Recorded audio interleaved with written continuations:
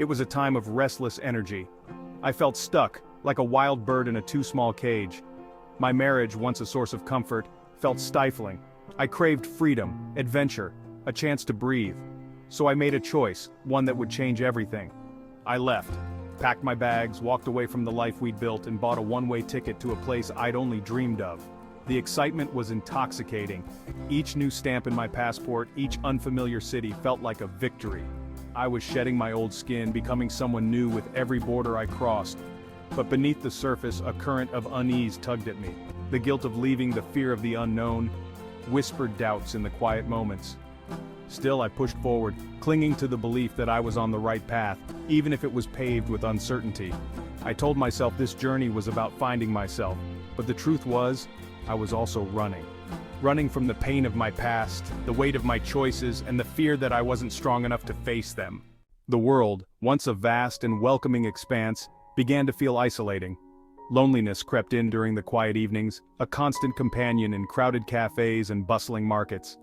The initial thrill of adventure faded, replaced by a dull ache of longing for the familiarity of home.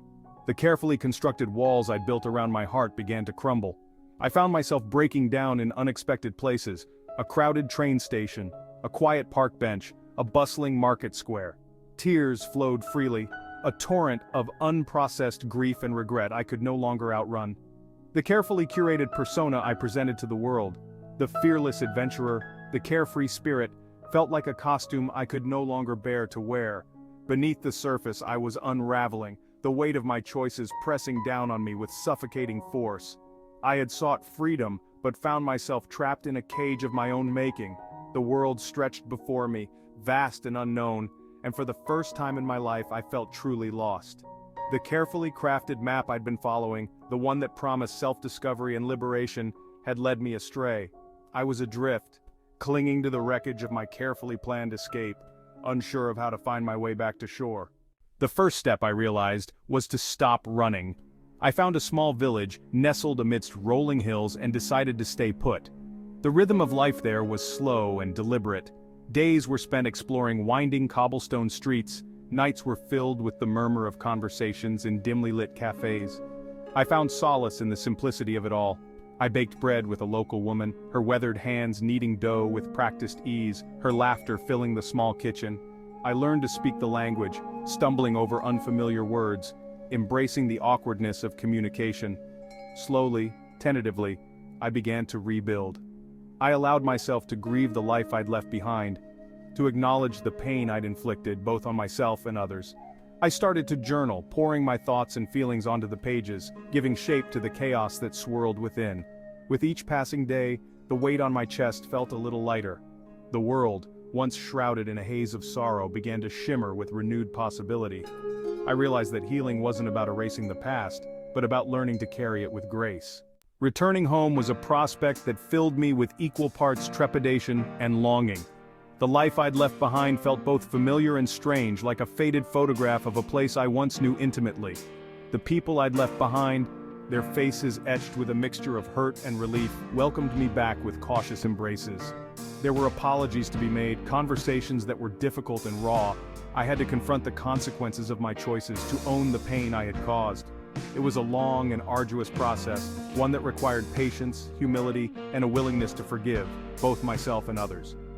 But amidst the awkward silences and tearful exchanges, there were also moments of grace. Laughter shared over old jokes, whispered words of understanding, the comforting weight of a familiar hand resting on mine. I began to see that forgiveness, like love, is a choice, one that requires courage and vulnerability. It was in those moments of connection, of shared humanity, that I began to truly understand the transformative power of forgiveness. It wasn't about condoning past mistakes, but about releasing the grip they held on my heart, allowing myself to move forward with compassion and understanding. Life, I discovered, is not a linear journey. It's a messy, unpredictable tapestry, woven from threads of joy and sorrow, triumph and defeat. There will be times when we stumble, when we make choices that lead us astray, but it's in those moments of apparent failure that we often discover our greatest strength. I emerged from the wreckage of my past, not unscathed, but undeniably stronger. I had stared into the abyss of my own making and found, not a monster, but a flawed and deeply human heart. I had learned that forgiveness, like love, is a radical act of courage, a testament to the resilience of the human spirit. The world, once a source of fear and uncertainty, now held endless possibilities.